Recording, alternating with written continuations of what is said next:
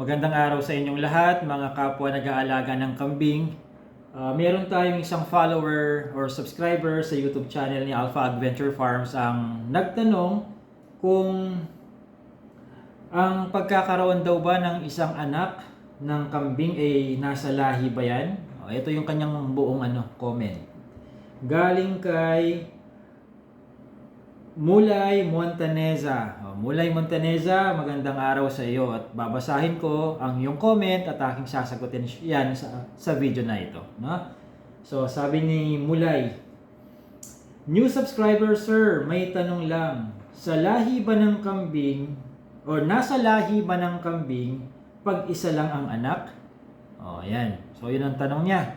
So, sino sa inyo ang naisipan na rin itanong yan dati? Saan ba nakadepende ang dami or liter size kung tawagin, no? Liter size sa English yan. L-I-T-T-E-R. Liter size pagdating sa mga kambing. Saan nakadepende ba kaya yon? Sa isang bagay lang kaya nakadepende yung pagkakaroon ng isang anak ng ating mga kambing or higit pa sa isa? So meron akong mga i-enumerate sa inyo, no? Na pwedeng maging factors. Pwedeng sabihin nating isa, dalawa, tatlo, apat, lima sa mga factors na ito ang kadahilanan kung bakit ang ating inahing kambing ay palaging nakakaisang anak lang. Okay, so una sa lahat ay yung genes. No? So there's a chance na yung inahin na kambing mo dyan ay nasa genes na niya. Kumbaga namana na niya, no? Hereditary. Yung pagkakaroon niya lang niya ng single na single na anak, no? Single na kid rather, no? Fawn kasi tupa no? Kid, kambing, no? Ngayon, diyan pumapasok yung kahalagahan ng nakakakwentuhan natin yung may-ari ng kambing kung kanino natin balak bumili. So, sa pag-i-inquire, kailangan itanong mo din sa seller kung yung bang kanyang nanay ay mas marami ba yung mga instances na umaanak siya ng kambal o triplets, or mas marami yung pas-single-single lang ang kanyang mga anak. Dahil kapag mas marami ang pagkakataon na single lang ang kanyang mga anak, more likely yung ganong katangian ay hindi imposibleng na ipasa niya, na ipamana niya doon sa mga anak niyang babae. No? So, mahalaga na alamin din natin yun. Ano? Mas maganda kung mayroong pedigree, may record yung kung sa kanino tayo bibili. Alam niyang i-detalye, mayroon siyang record, kahit hindi pa yan ganun ka-formal, basta may record book siya, kahit notebook nga lang yan basta recording lang. Naka-indicate dun sa record book niya kung kailan nanganak, kailan nasampahan, ano timbang ng mga anak niya, kambal ba, single, triplets, quadruplets, sino ang sumampa, ano ang gender, no? Timbang, no? Kung hindi ko pa nababanggit yung timbang ng kanyang mga naging anak. So record 'yon, no? Mahalaga ang record keeping. So isa sa mga factors yung genes, no? Pangalawa is yung age, edad ng ating kambing. Huwag naman na tayong magtaka kung bakit parang paisa-isa na lang palagi ang anak ng ating kambing kung ito ay 8 years old na. Kapag umiedad ang kambing, natural, nagkakaroon ng wear and tear na tinatawag. Yung Tagalog napaglulumaan na yung kanyang reproductive system or organ. Kahit din naman na tao di ba? So yung peak or kalakasan sa breeding or panganganak ng isang babaeng kambing ay between the age of 2 to 5 years old. Kapag lumampas na yan ng 5 years old hanggang mga 7, dyan na medyo napapansin yung either kung dati nakaka-twins, nakaka-triplets, ngayon nakaka-single na lang ang anak o kaya twins na lang, hindi kagaya nung 2 to 5 years old siya na panay triplets, no? Medyo napapansin na yung paghina. Or kung hindi man yung not actually paghina kundi yung pagkonti ng bilang ng kanyang anak. Maliban doon, minsan napapansin na rin dyan yung minsan matagal bago magbuntis, no? Hindi kagaya dati, unang unang dating pa lang ng kanyang estrus, successful na yung breeding. Ngayong nasa mahigit 5 taon na siya, hanggang 7 taon, napapansin mo na minsan kailangan pang umabot ng yung unang breeding hindi successful, kaya maghihintay ulit ng 21 days para mapasampahan uli, at madalas dun pa lang nagiging successful.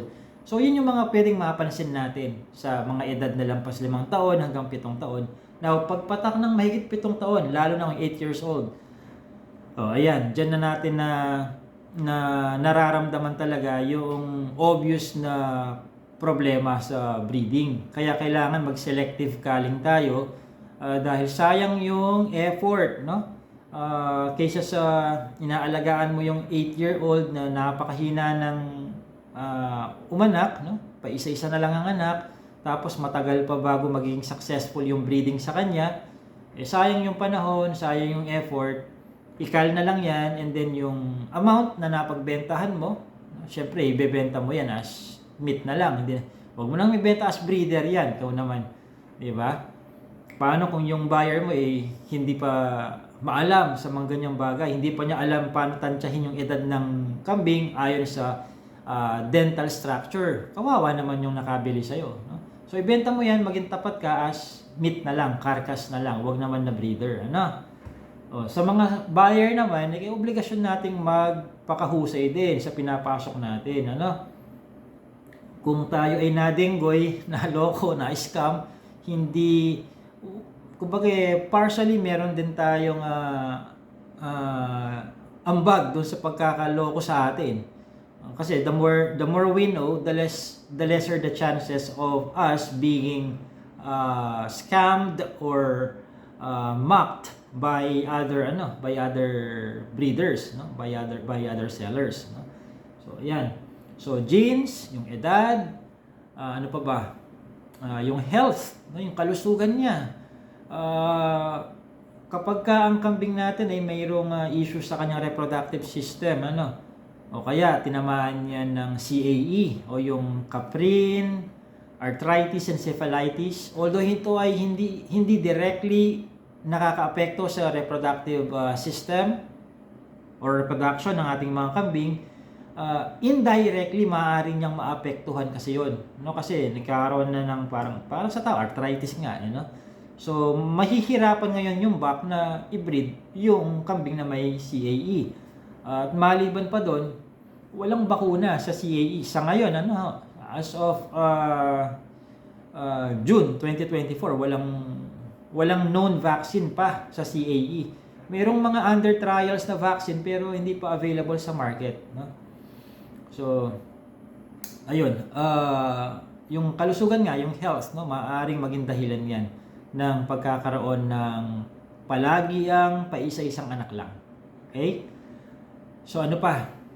Maliban sa gender, age, health, nutrition. Kapag ka malnourished ang ating kambing, inahin, let's say sobrang pangit ng kanyang body condition score or yung BCS, tapos como naglandi na siya, pinasampahan ka agad. Sa Alpha Adventure Farms, hindi po pwede yung ganyan, no? Hindi sasapat yung naglandi siya, pasampahan mo kaagad, hindi. Kung naglandi ang babaeng kambing, tapos ang kanyang body condition score ay less than 2.5 or higher than 3.5, ayusin muna natin ang kanyang pangangatawan, ang kanyang kalusugan. Ano ba itong mga numerong pinagbababanggit ko? Yung body condition score sa kambing or yung tinatawag na BCS for short, nagsisimula yan sa 1 at nagtatapos sa 5. 1, 2, 3, 4, 5. Yung 1, ang BCS or body condition score na 1, very thin yan, very thin. Sobrang payat, Parang pwede mo nang ipanghiwa ng sibuyas at luya yung kanyang spine sa sobrang talim. Kapag ka 1 ang BCS score niyan, no? Hindi mo alam kung kambing na may buto or buto na may kaunting kambing. Ganyan ang BCS score na 1. BCS score na 2, yan yung kung kanina very slim or very thin ang 1, ang 2 ay thin na lang, nawala na yung very. No? May konting laman-laman pero obvious na payat, no? Yung hindi mo kailangang makita makita ang kambing para alam mong payat. Kahit hindi mo tinitingnan yan, mahawakan mo lang ang payat ito. No? Yung kanyang mga ribs, ramdam ng mga daliri mo, ng mga tin yan. No? BCS na 3, yan yung ideal. Hindi sobrang payat at hindi rin sobrang taba. Yan ang ideal score, ang 3. Ang 4 naman, fat. Ibig sabihin, may katabaan siya. No? Pero hindi naman siya parang hippopotamus na sa sobrang taba. No? BCS na 4, fat. Yung number 5, obese na yan. No? Obese, no? Mukha na siyang gasol. Ang tangki ng gasol. No, may mga kambing na ganyan, lalo na sa mga meat type goats kagaya ng Boer. Lumolobo yan, ano? Wala siyang bloat, pero akala mo may soccer ball doon sa kabilaan niya, no? Alam mo naman ang bloat nasa left side ng left side ng tawag dito ng kambing, no? Depende kung kaninong perspective ang tinutukoy, o perspective ba ng kambing o perspective ba ng taong nakatingin sa kambing. Okay? Kung nasan banda yung kanyang rumen, no? So ngayon, yun, na-discuss ko yung BCS scoring sa kambing, 1, 2, 3, 4, 5. Ang ideal na BCS score sa akin, standard ko to, bahala na yung ibang mga farms diyan. 2.5 to 3.5. Basta pumasok siya sa range na yon, pwede na siyang i-breed kung ito ay dinatnan ng estrus o naglalandi na siya. Okay? So, kapag kasi maganda ang BCS ng kambing bago mo siya i-breed, well, sasama doon yung chances na magiging malakas ang kanyang magiging anak, hindi sila lupay-pay pagkasilang, maganda silang dumede, at yung nanay niya magkakaroon ng mas magandang mothering instincts, no? May gatas, mahirap kasi niyan kung malakas man ang kanyang mga anak, malaki ang anak niya, kung wala naman siyang gatas, problema 'yun, no? And then syempre, mas mataas ang chance na magkakaroon siya ng anak na twins o kaya triplets, no? Pagka maganda ang kanyang BCS score. Okay? By the way, isa-segue ko lang, sa Alpha Adventure Farms, mas gusto ko yung twins lang ang anak. Hindi triplets, hindi quadruplets, hindi quintuplets. Bakit? Mamumuyat pa ng tao yan kapag ka triplets yan. Dadalawa lang naman ang tits or mammary glands ng kambing. Di ba sana kung 4 ang daddy niyan, kahit mag triplets palagi, walang problema. Triplets, dadalawa lang ang mammary glands. Sino magpapadede? Caretaker mo or ikaw mismo kung halimbawa ikaw na may-ari din ang caretaker, no? So, ayan. So, ano lahat yung mga kanina? Genetics, age, health, tapos nutrition, no? Mahalaga yung konektado ang nutrition dun sa health niya kasi puro nutrition ang kinakain, no? Puro fibrous lang ang kinakain niya, mababa sa crude protein. Yung muscle development mahihirapan ng kambing diyan, no? Magsusurvive ang kambing mo. Alam ba, pinapakain mo palagi dayami. Ang mataas na nutrition meron lang ang dayami ay fiber. Crude protein, bagsak yan sa recommended dietary allowance or RDA para sa kambing, yung crude protein. Okay? Magsusurvive, ibig sabihin, hihinga pa rin yan. Hindi yan mamamatay. Yes, hihinga yan, pero yung optimal performance sa reproduction, sa pagkagatas, sa pagbibreed, huwag ka nang umasa pagka ganun ang nutrition na meron sa ipinapakain mo. Okay? Sa amin dito, kapag maganda ang panahon, nag-extensive management kami. Yun ang utos ko. Pwede silang lumabas, ang mga kambing, ang mga tupa, baka, pwede sila. No? Mas maganda ang panahon at ang damo ay may kataasan na. Pero kung pangit ang panahon or nasimot na nila ang mga damo sa ranging area kahit maganda pa ang panahon, mag-intensive management dapat. Yung corn silage o napier silage na fermented ang ipakain. No? So, ganun ang feeding program ni Alpha Adventure Farms pagdating sa mga kambing. O ruminants, any ruminant. No? Nutrition. Ano pa? Environmental factors. Tulad ng, paano ba yan? Kung stress stress ang palagi ang kambing mo, no? Walang issue doon sa kanyang ninuno, yung magulang niya panay sa history naman ng pagbubuntis ng kanyang nanay, panay kambal, hindi bumaba sa kambal ang bilang ng kanyang litter size. Tapos itong anak naman niya, panay isa lang ang anak, no? O ano kaya posibleng dahilan doon? Baka nai-stress naman yan. Stressful ang kanyang environment. Paano ba yung mga stressful na environment? Yung improper handling. Araw-araw na lang hinahabol ng mga bata sa kapitbahay ninyo, yung mga kambing mo. No? Ginagawa nilang laruan. At ikaw naman, okay lang sa'yo yung ganon. Posibleng maging cause ng pagiging isa lang ang anak o litter size ang stress sa mga kambing. Okay? So, interconnected lahat ng mga yan. No? Genetics, yung edad, yung health, yung nutrition, tsaka environmental factors. No? So, ano kasi pangalan ng nagtanong? Mulay Montaneza. No? Ayun, nasagot ko na yung tanong mo. Umaasa ako na sana nakapulutan mo ng bagong aral itong ating episode na ito. At kung nakatulong sa iyo at sa iba pang mga tagapakinig ito, ang request ko sana ay kung okay lang, no, hingi ako ng testimonial sa inyo doon sa Google profile ni Alpha Adventure Farms. Ilalagay ko yung link kung saan nyo pwedeng isulat ang inyong testimonial dyan sa description ng video na to. At maging sa comment, ipipin ko, no? Nagpapasalamat na ako in advance sa inyo kung kayo ay maglalaan ng 30 segundo o 1 minuto para magsulat ng testimonial, no? Pwede naman Taglish, Tagalog, or straight English, no? Kung paano kayo natulungan at or natutulungan kasalukuyan ni Alpha Adventure Farms sa pamamagitan ng mga video na ito.